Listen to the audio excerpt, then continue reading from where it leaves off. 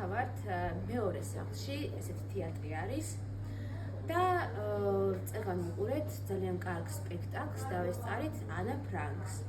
ეს წიგნიც ბავშვობიდან ძალიან მიყვარს და კაი გახსენება იყო თინეიჯერობის და თან იმიტომაც არის ეს თეატრი ჩემთვის მნიშვნელოვანი, რომ წლების წინ, როდესაც ჯერ კიდევ ჰორას მორევსის სკოლაში სწავლობდი, ამ თეატრის დამფუძნებელი ხელმძღვანელი რეჟისორი ბატონი როლანდი იყო მოსული ჩვენ სკოლაში და ჩვენ დავდგით მაშინ სპექტაკლის სათაგური.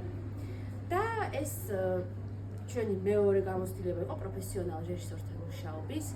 ანუ სინათლო და მხედველმა ბავშვებმა დავდგით ერთად, დაგვადგმევინა ბატონმა როლანდმა და მაშინ ისე ვთამაშობდი მეც ოდესღაც ასეთ სცენაზე. მართალია ამ შენობაში არ იყო მეორე სახლი მაშინ როგორც გავარკვიე, თუმცა მაინც რაღაცა სენტიმენტები მაკავშირებს და ძალიან გამიხარდა მე შარშან ზაფხულში შევხვდი წლების მერე ბატონ როლანდს სხვა სპექტაკლზე და ძალიან გამიხარდა მოკლედ წლების მერე რომ რაღაცნაირად ამ თეატრთან ისევ გადავიკვეთე და ძალიან დიდი წარმატებები მინდა რომ გასულო.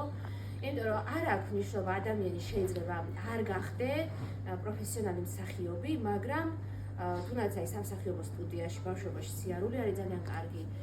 კარგად ხსნის რა, ანუ საჯარო გამოსვლის უნარებს, მოძრაობის და ძალიან ბევრი სხვადასხვა უნარს მაინც გამოგიმუშავებს და უფრო მოქნის და მოძრაობს ხდის. ამიტომ მნიშვნელოვანი ადგილი არის ყველა ახალგაზრდისთვის განურჩევად იმისა, დავუშვათ გავაგრძელებთ თუ არა სამსახიობო კარიერას როგორც ასეთი.